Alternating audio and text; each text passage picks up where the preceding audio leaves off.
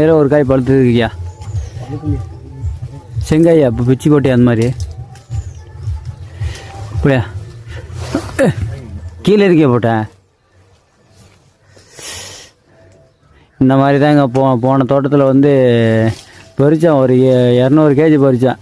எங்களுக்கு அப்போ மாங்காய் கீழே போட்டால் அழுகி போயிருன்னு தெரியாது. டப்பு டப்பு டப்புன்னு பிடிங்கி போட்டோம். அதை பார்த்தா ஒரு 2-3 நாள்லேயே எல்லாம் அழுகிடுச்சு.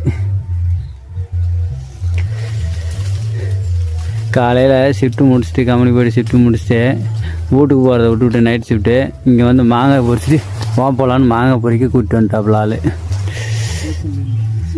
சீசனே இல்லை. ஆனால் அந்த இவ்வளோ ஒரு 1000 மரத்தில் ஒரு மரத்தில் மட்டும் காய் அதிகமாக இருக்குது.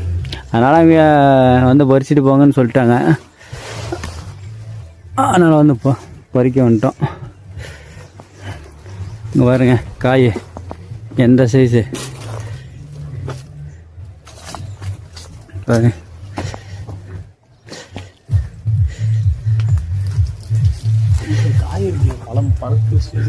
எங்க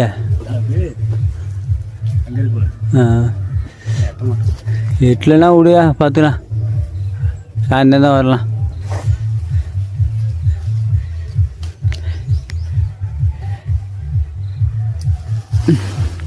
இது எப்படி கொண்டு போவ பொறிச்சு? இப்போ வேக அத்தின் காய் பிடிக்குமா?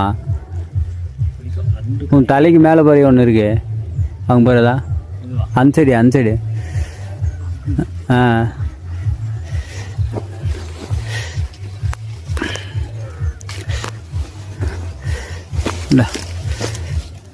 போடு.